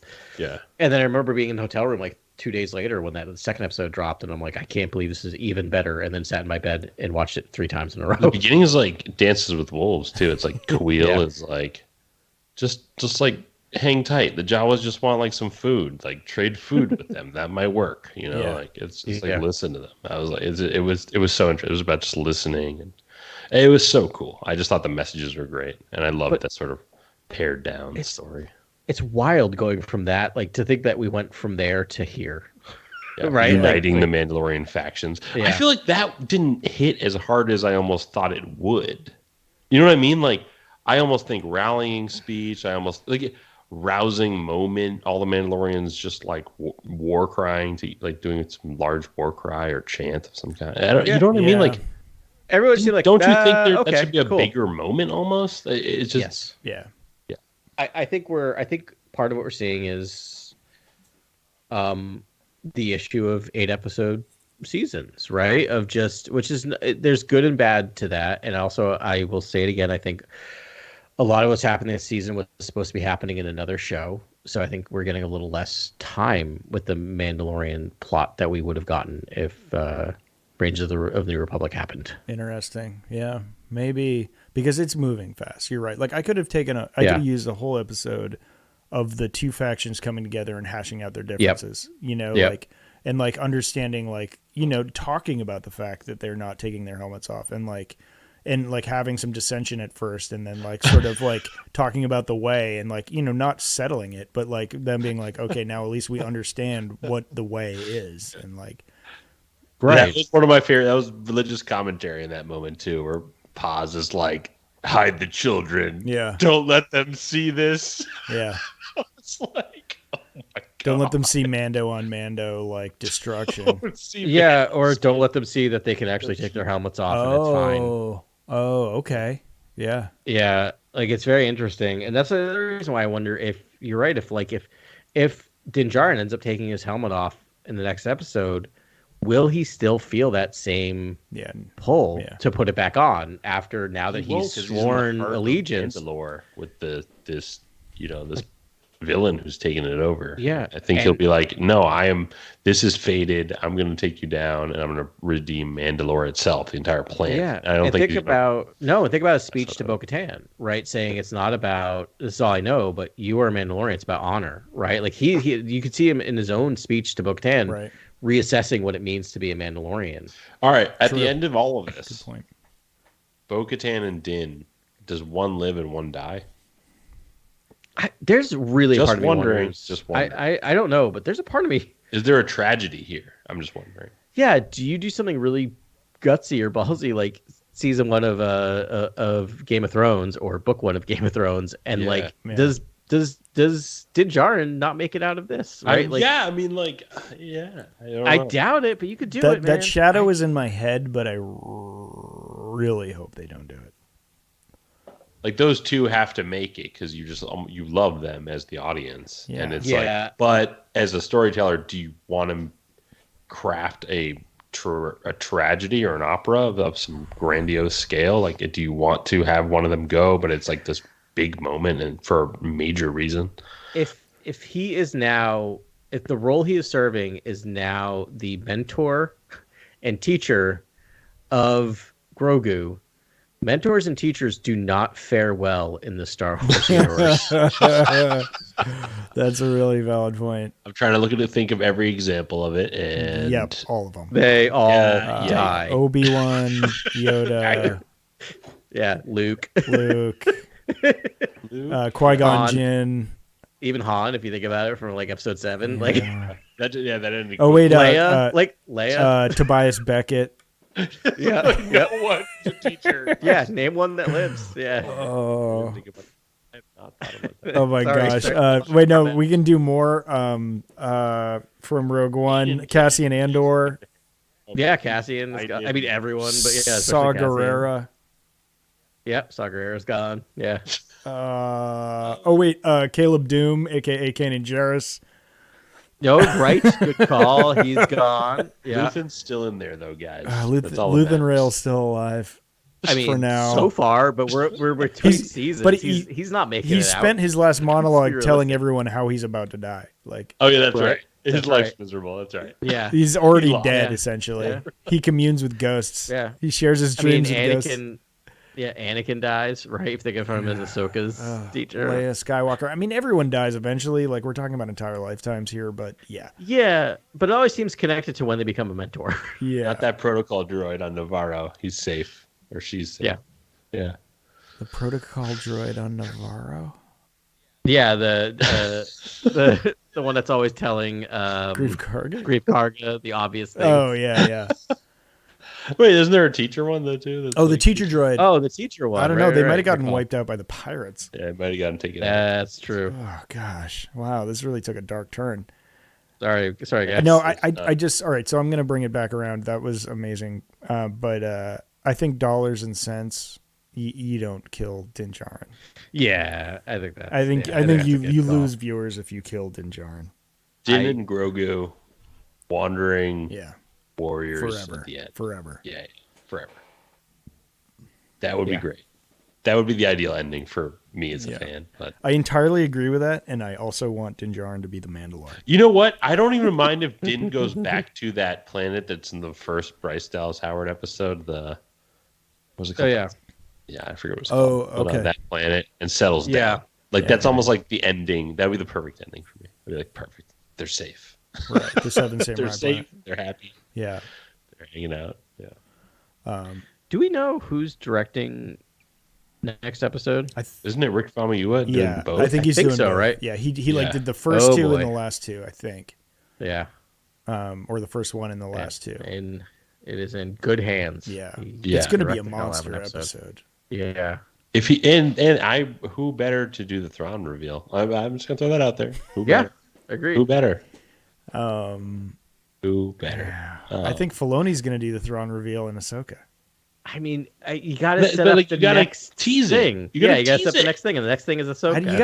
You guys are thinking like Marvel comic books fans right now. Like I think like it's a trope that exists. A precedent has been set. Yeah, let's talk by about other media that's not mythological. Let's talk about the last two seasons of the Mandoverse. 2 decades. Season 2 of the Mando ends with an after credit crawl setting up Book of Boba Fett. Book of Boba Fett takes an entire episode and a half in the middle of the season to set up season 3 of the Mandalorian. Right. How is this not going to set up the next thing in the Mandoverse, which is Ahsoka? Boba Fett was also like a big part of that second season. You know, like he wasn't just hinted at there, and so was Ahsoka. Like they were rolled out. They wasn't like little tiny like Marvel cameos. It was like bang, they're a part of the series. And I mean, granted, you could say, well, they've mentioned Thrawn enough at this point, but I mean, they said really Thrawn a lot in this episode. But this is the first one. This is the first one of the season they were talking about Thrawn. Yeah. And boy, did they try to make up for not saying it all season long. Thrawn. Now I'm more convinced about that. I'm less convinced about the armor not being a spy, but I'm more convinced about Thrawn not showing up. Next week's going to be real rough for you when she turns out to be evil and they reveal Thrawn. You're going to be so wrong. Shots fired. Adam is throwing down. I'm a little hesitant to be. Now I want to make it interesting. Adam, I don't know if I am too, but I'm just having fun now. All right. Just being real. Yeah. I love this. All right, loser has to go to Treehouse and bring back 2 4-packs of Julius from there. Dude, yeah, it just makes me think like I gotta throw out something random, like you're gonna see Leia in this next episode or something. But, right. It's gonna be I don't know. It's gonna be a misdirect. Huge. Yeah, it'll be massive. Yeah. But I mean, obviously, cultural appropriation is a thing that I never really understood how scarring it is until I saw, which is sad and pathetic, I know, but until I saw this cultural appropriation. He's essentially like Gideon's like, oh yeah, all that stuff. Remember when I like committed genocide against your people? I like your armor. I'm gonna put that on. Yeah. Wear it. So it's like about your. I'm gonna defeat you and wear your I skins. also have this message. Yeah, it's real rough just thinking about that. How horrible that must be for the Mandalorians to see that. Yeah. Just be like, oh yeah, what a violation. Yeah, Yeah. it's terrible. I mean, do we want to talk about Moff Gideon's armor more? I mean, clearly he had a crown on top of his head, guys, and not why. It doesn't make any sense why he would have maul spikes. Like, you know, it doesn't. That doesn't make any sense. If it was not, He's a guy if who it got was not, the Darksaber and was like, I gotta fulfill the brand requirements here. It's like I need all the things. A black crown. I need and the Darksaber. Haven't you ever ordered something specially made and like whoever made it for you did their own little touch to it, and you're just like, okay, I get what you do. I get it. It's not really what I asked for, but it's fine. It still fits. The armor looks cheap. I'm going to say that too. Like on the other people, like they don't really have shoulder pauldrons. They just have these little tiny, shoulder pads on there. Talking about jet troopers now? Yeah, I won't take that slander. The jet troopers, like their whole upper forearm is like bare. You know. See, I think it's leaning towards the sort of Apple, sort of sleek, curved edges design of the sequel trilogy with those jet troopers. First Order. But I actually like it. I don't really like the stormtrooper of the sequel trilogy or like the Sith trooper of the sequel trilogy. But you like I kind of these? like. And I do like the jet troopers of the sequel trilogy. I think those look that armor looks quite good. But I liked these. I think it was because it's trying to mimic the culture, and I think if we're going to introduce Thrawn and talk about, all these different cultures of the different, species around the galaxy, I think Gideon should have Gideon should tease us in the direction of a sort of like sleuth mastermind like Thrawn, but like he's kind of like the light. He's light Thrawn, right? Yeah, he's pretty good tactician though. I mean, if he was the one that coordinated that attack on Bo-Katan in her castle. Also, how did he know Bo-Katan was in that castle? Like, who orchestrated that bombing of her place? Or they just got chased out of Mandalore though, right? So maybe they just saw a ship over Mandalore and started chasing it. The TIE interceptors? Yeah. What if Thrawn destroyed Bo's castle to sort of trigger this response? Well, that was my first thought. And have them go seek out Mandalore. That was my first thought, that that was them being pushed out to start this like series of events. Because Gideon feels like he's being informed about them for the first time in a while in this episode. Yeah. I don't know. That was just my sense. Yeah. That would be awesome. I mean, I love the idea of Thrawn sort of making moves without Gideon's knowledge to manipulate Gideon, and like Gideon finds out, he's like, oh my gosh, I'm a pawn of this guy's game that I don't even know. Right. He hasn't even seen him, right? Exactly. And he's like, yes, it's all going exactly according to my plan. Which is how you get Gideon to kneel down to Thrawn, right? To just be so impressed by the maneuvering. Yeah. If I'm not mistaken, I think the TIE Advance was like another architect's design that Thrawn liked or something like that and wanted to promote. If Gideon's trying to create these Beskar Dark Troopers, maybe Thrawn's like, hey, I'll take those and give to you and like take the technology away. Like basically, I'm going to take the cutting edge technology and then I'm going to leave. Like that's I'm wondering if that's the Thrawn reveal. Thrawn's reveal is actually his destruction or killing of Moff Gideon to be like, of just being to consolidate power. Basically, you are not doing what needs to be done or according to my plans. You're just too much of a nuisance at this point. Yeah, I wouldn't be surprised the first time we see Thrawn is like a ship just crashes into nothingness in space, and it's like a cloaking device or something. Like I wouldn't be surprised if he's like here. You know what I mean? Yeah. Were you guys expecting when the armor was flying back up to just watch all the Mandalorian ships to get just blown out of space? Like I was just waiting for that to happen. Yes. Yeah. Wait, what? They got the same exact same vibe.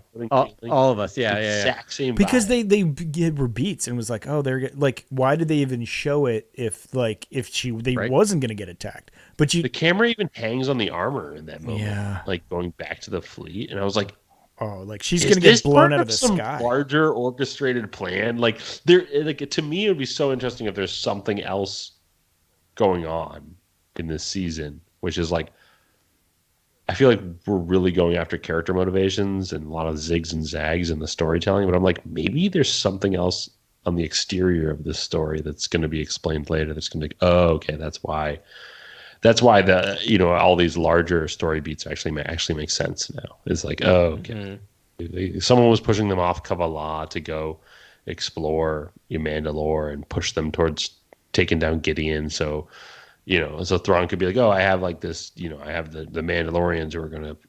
There's going to be they'll fight back against Gideon, and then I'll just add my forces into the mix after they've wounded him or injured him or decimated his forces. And that's total Thrawn strategy at that point. That's that really is. And and it has to be that level of just like, oh my, like Gideon absolutely thinking he's totally in control the whole time, and then it's just like pwned. You just got to own it. Yeah. I can't wait. I think that's where the storytelling really has to, I think, connect. Yeah. And we'll see. We'll see what I hope it's like you're just grinning because you're loving the sort of like masterful sort of the tactician that's happening, the tactics work that's happening. I hope you'll really be like astonished by what Thrawn's able to accomplish. You're like, wow, he was able to like talk to these people, talk to all these different parties, and basically have them agree on certain things, and all those things all those moving pieces come together. Yeah, that's kind of what Thrawn is in a lot of ways. Yeah, totally. Yeah, just pieces on a board for him. It's only Zahn. I've only seen Zahn do it. Like it's hard to do. Yeah, it would be an accomplishment if Filoni and Favreau were able to pull it off. But this, this one quote that I pulled from them about them consulting was very coy. It was just like, yeah, we consulted with him, but it wasn't like, oh, he's part of our team and he's working on every step of the thing, which is what I expected to him be in the room, like be a producer, like executive producer essentially for some of these, or a co-writing credit or something, because you like only one guy can do it. Like Timothy Zahn read like thousands of pages of like naval textbooks to get Thrawn's characters right. Like that's not hyperbole. That's like real talk. And I mean, and no one, Filoni's not doing that. Favreau's not doing that. No. Like you need to bring in the guy to tell Thrawn. It almost beckons like if not executive producer credit, like almost like a special thanks, like a big, I was gonna say special thanks to Timothy Zahn for and this entire mythos. Thank you. Yeah. The other thing I want to see is because this is a big pet peeve of mine. A lot of people read comics is that when you see characters in movies that were created, they've gotten a lot better at this, but like for how long it took them to start crediting Bob Kane and Bill Finger for Batman is shameful. Yeah. And so it's to the point where it got to the reason they do is because of lawsuits.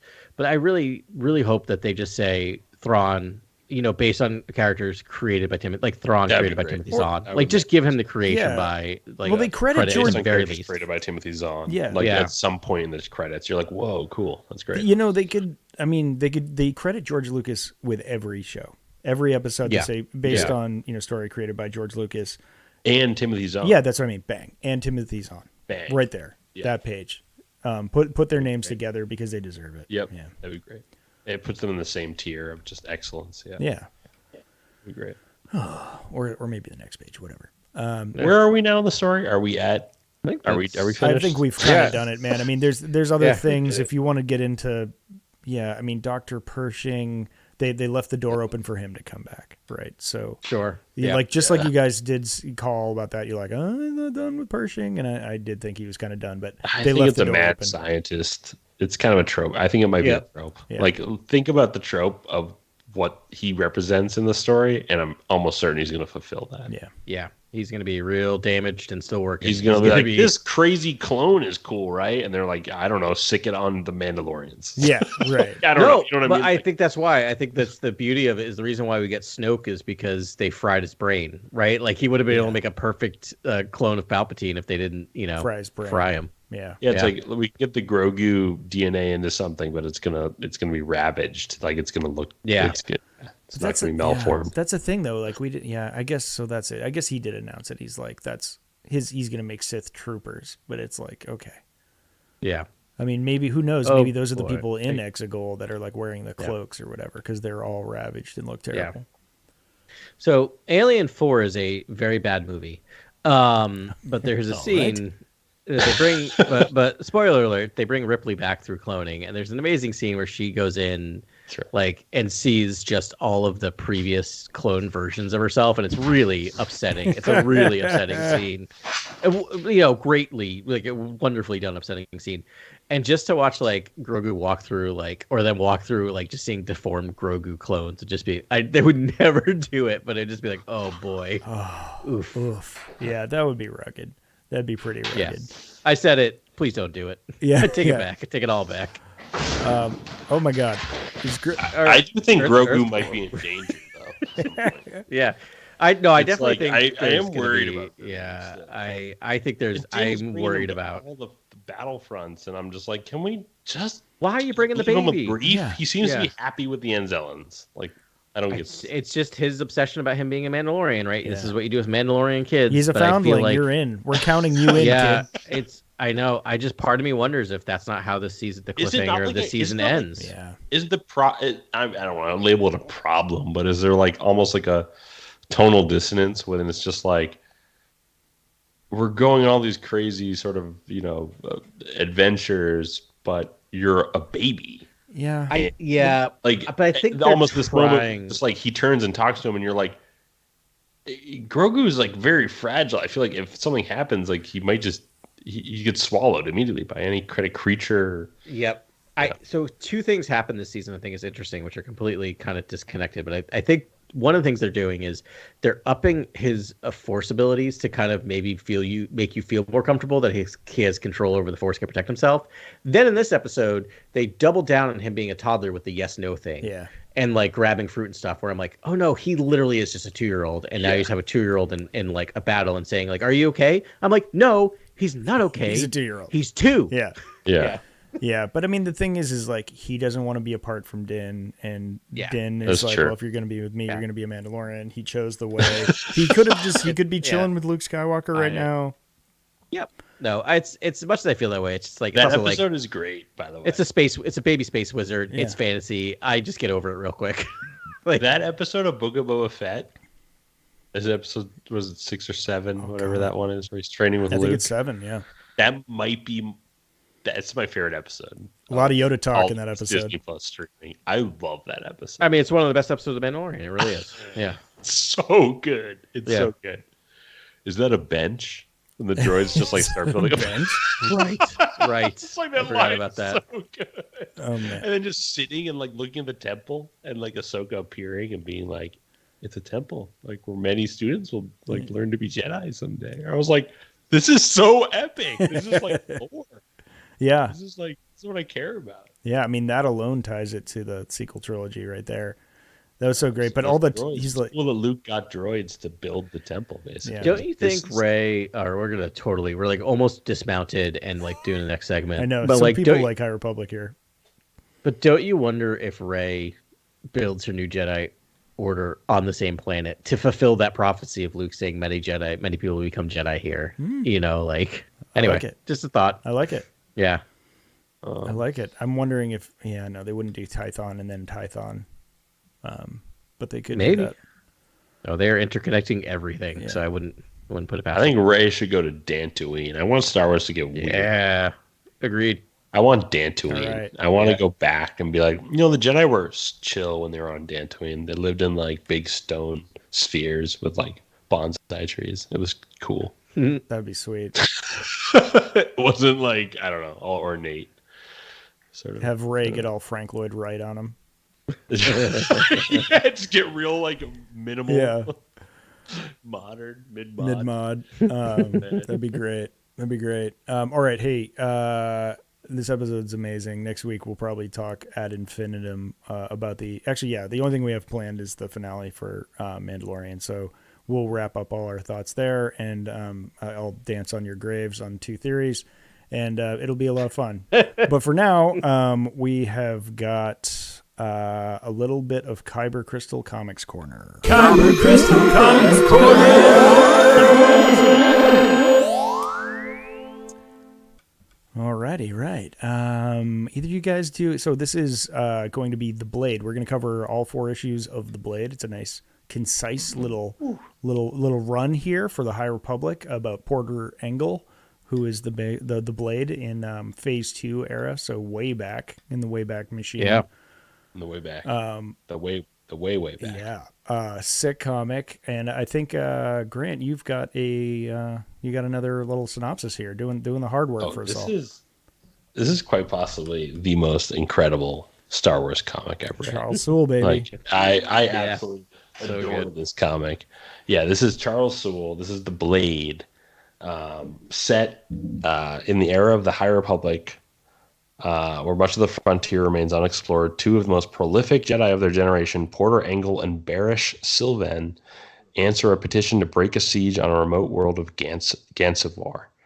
Once on the planet, the Jedi travel to the besieged fortress of Firevale and meet with both the leaders of Firevale and Bethune, and discover the conflict began when the Princess Sakatra traveled to Firevale for reasons that aren't entirely clear at first. The Bethune say she was kidnapped, while Prince Colden of Firevale, madly in love with Princess Sakatra, says she sought asylum in Firevale and came on her own volition. Barish struggles to grasp the truth of the matter, but eventually sides with the prince and princess because of her sympathy for Sakatra's pregnancy. When General Weiss and the mercenaries hired by the Bethune betray Marshal Tozin in favor of laying waste to the city and pillaging what they can, Princess Sakatra feels guilty for all the chaos and confesses the pregnancy was a lie. Ashamed that she let her sympathy get the best of her, Barish decides to exile herself from the Order and sadly leave her brother Porter. Taking a vow, if you will. Forever. Yeah. Yeah. Very good, Grant. Thank you very much for pulling those all together.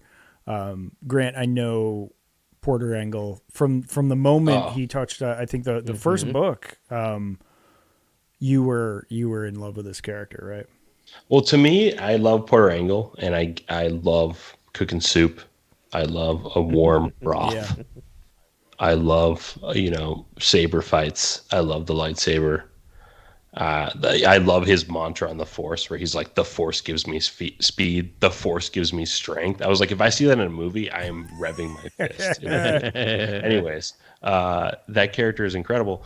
But this was the Barish Sylvan sort of story for me. Right. This was a lot about his sister, this sort of like sister monk in the Order, who I guess was his counterpart, sort of sibling like Jedi friend, who they just traveled the galaxy together as Pathfinder, and I guess like on the frontier and sort of like Jedi peacekeepers, and they solved all sorts of petitions on unsettled worlds.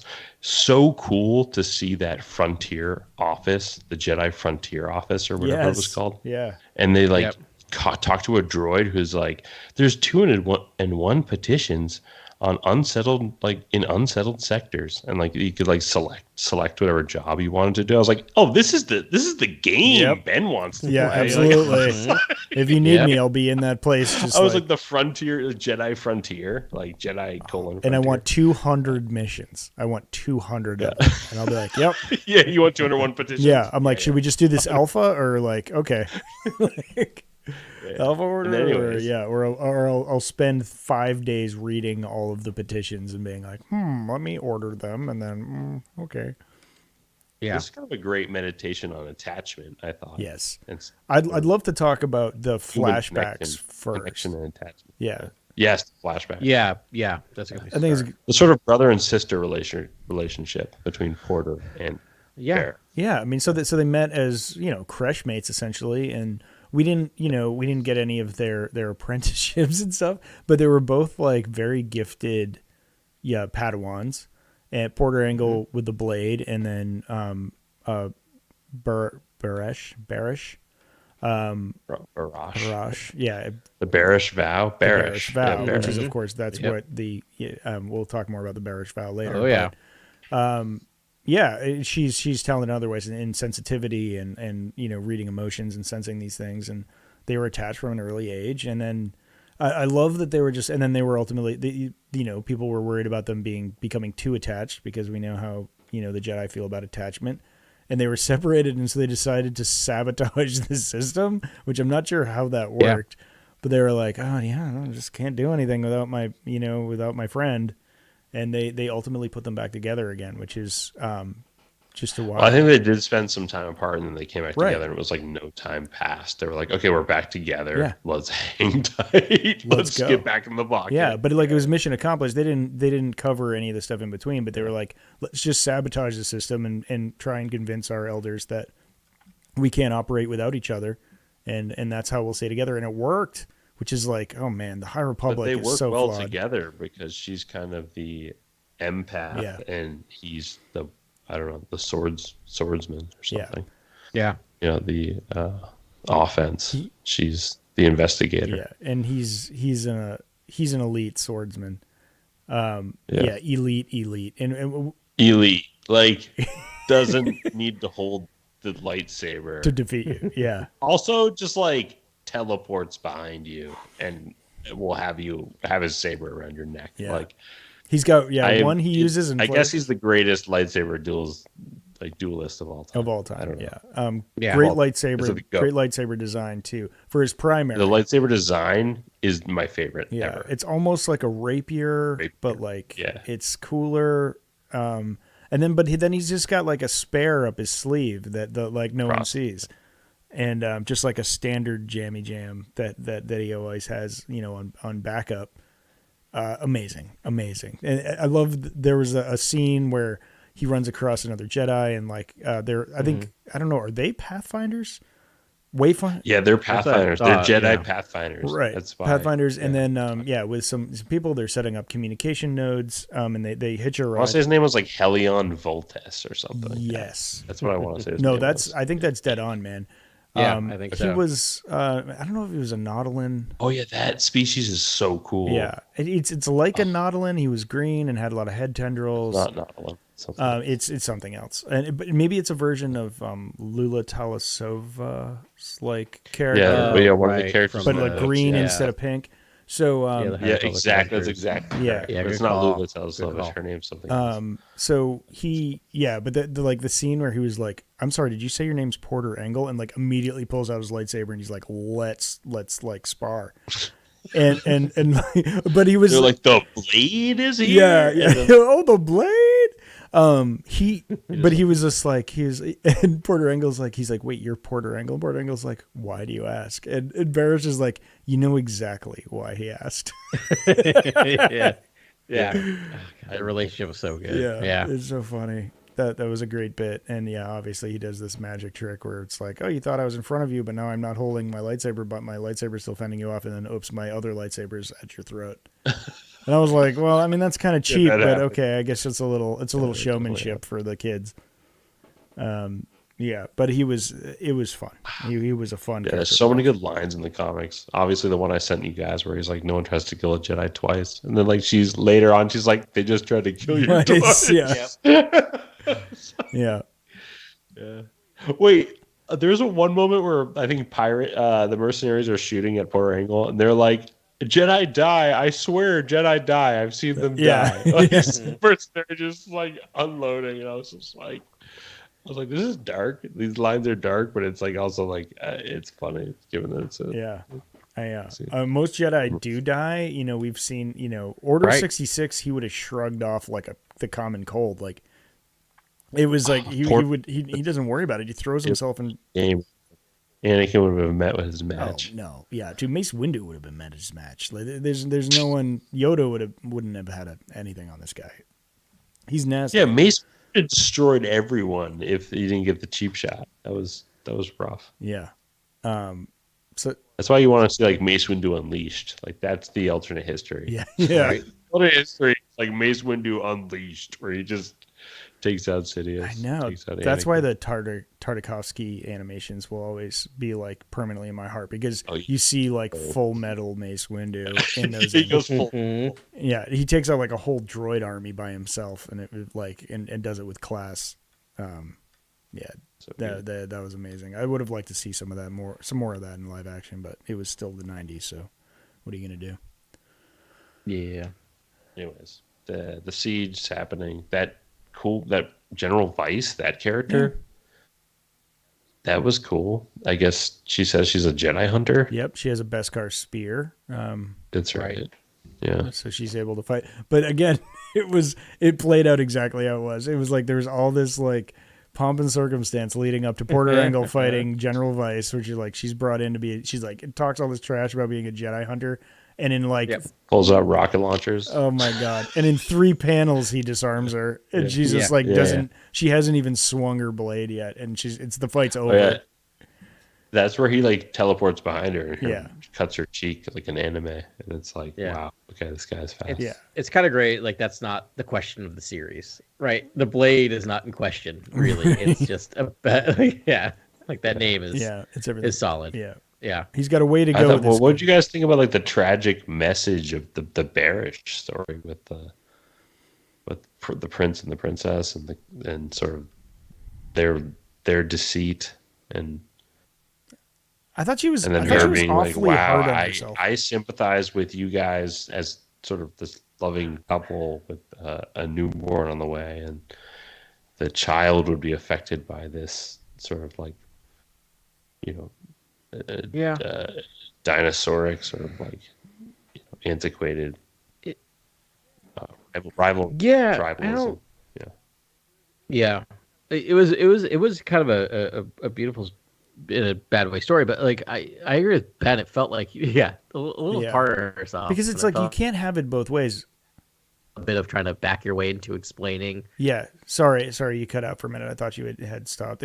You can't have it both ways. Like the story is about how important attachment is to Jedi and how valuable attachment can be, and then she sympathizes with some people.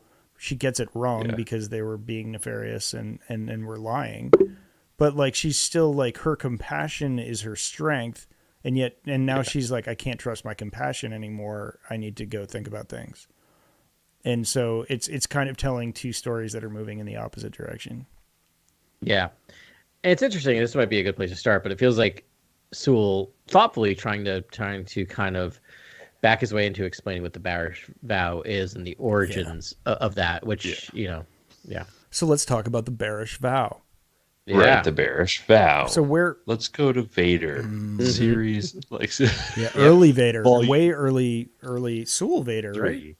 Yeah, I believe so. It's Vader. Yeah, it's the 2017 Vader run, which is great. I've got them all in like those big compendiums, digitally, and I read. That's the one that I go back to over and over again because it's so amazing. It's like the origins of Anakin Skywalker as Vader, trying out his new suit and going through this gauntlet of challenges, from Palpatine to sort of get him into Sith shape. And so this first thing he has to take a lightsaber from a Jedi and bleed the crystal red, right? So he attacks a gentleman who has taken the Barish vow and has just studied fighting his whole life on a planet in hiding. And Kirak, it looks awesome. Infiai, I think his name is, if I remember. Yeah. But then you're like, what is the Barish vow? And I guess it's like when a Jedi goes into exile. Yeah, basically. But it's on specific terms, right? It's like they totally leave the order, like altogether. Yeah, it's basically completely refrain from all activities related to the Jedi Order. Yeah, is how they define it, and disengage from anything but the Force itself.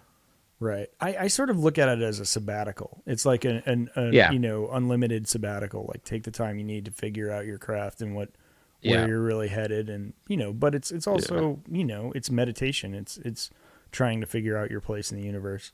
It's an awesome concept. And what's really interesting is if you look on Wikipedia, they have 3 examples of this happening. Well, 4 happening in Star Wars, which is the original, which we've just discussed with Barish, and then the one from Darth Vader, which we discussed, and then we get from the Phase 1 of High Republic. Des Ryden takes it after basically being a prisoner and being and then interacting with the Drengir. Now, we can come back around to that, but the most interesting one that's noted is Obi-Wan Kenobi on Tatooine. They call that a That's bearish called the vow. Bearish Vow. They do, and what I'm really interested in is I have a book that I haven't read by it's by Christian Baver, but it's the Skywalker: A Family at War, which is a really cool book. It's actually kind of written like an in-universe history of the Such a good Skywalker book, saga. Yeah. So I don't know for certain because there's not a page number quote, which is, by the way, bad way to be actually like citing your sources. It's people. Wikipedia, Adam. Yeah, well, I know I'm an academic. You cite your sources correctly, people. Okay. Yeah. All right. Go clean it up. but- Go clean up the Wikipedia. But there's a page number, and then what No, does it there's say? no page number. So I was while you guys were talking, you probably saw me in the background, like just scoot over to my bookcase. Yeah. I'm trying to figure out if that is officially name checked in this. It definitely could be Must because be. it's post 2017. So I was just kind of looking at the chapters and seeing if I could find where they discuss Obi-Wan, but it's such a big book that it could really be anywhere in here. Yeah. But I need to go back and see. I wouldn't. It yeah. fits a little bit. I mean, I would call that exile. I mean, he called He's it like, exile. I'm going to go chop up this like desert tuna. It kind of works though in the show, and this is like pre when the show happened. But if you remember the show, like he's doing exactly that. Like he's not doing anything. But he's Jedi not. But he's not even communing with the Force to begin. That is with. true too. I mean, he's trying to talk to Qui-Gon, but Yeah. I mean, I would say his real bearish vow probably started after the live action series. Like that's when he embraced the Force again, and now is But maybe by then he's found his purpose. I don't know. Yeah, but that's really Yeah. interesting. That's a good reading of it, though. I like that. That's where it really begins. Yeah. I don't know, because I think you still need to commune with the Force. That's the whole point, is But trying to he listen still- to the Force he- to hear what it tells you to do. Yeah. Well, I mean, yeah, it's fine. I mean, yeah, that makes sense. You don't sound agree. convinced, Grant. No, I mean it's fine. I'm just It's saying, fine? like, Obi-Wan just went into exile, like period. Like Yeah. he just went. He just. I mean, there also but wasn't I much guess Jedi Bearish stuff Vow to do. was announced, though. Yeah, there was. But he did get psyched when Luke came to him and was ready to become a Jedi. He was like, "Here's your father's weapons. I'm grabbing mine. Let's go." Immediately. That's where the immediately, vow I'm a ended. Jedi Yes, now. like, Yeah. that's- like you can come out of the bearish vow as well. You can you can come back into the fold. And if I'm not mistaken, I think that in the Vader comic, like that Jedi fights with the sabers and like fights Vader. Yeah, and when he thought he defeated Vader, he was like, "All right, I'm out of here. My bearish vow's over. I've fulfilled my I mission. broke it. Yeah, I fulfilled my mission. This is why I was here, and I'm back in the fold." And it was like, "No, you're not." Yeah. Because Vader's too hot. Fighting Darth Yeah, Vader. because Vader's too metal. Yeah, where is the? Yeah, I don't know. Like, if Hayden Christensen comes back as Vader, like now I need like the Metal Vader series where he's not just like taking out townspeople, but he's actually like, like doing cool stuff in battles and Yeah. other stuff. Yeah, destroying half his body and rebuilding out of found objects. Wolverine. Yeah. Wearing pelts and stuff. I don't know. That can only happen in the comics. Metal Vader comics. Yeah. Well, You'll never get a series. And the animated would be great. yeah. Most Most of that Vader series, well, especially their first Vader series, is metal as AF, Pretty great. But anyways, the end of this series, I guess Barish puts too much confidence in the prince and princess, and they lie to her, and she feels bad, takes the vow, leaves the order, leaves Porter behind.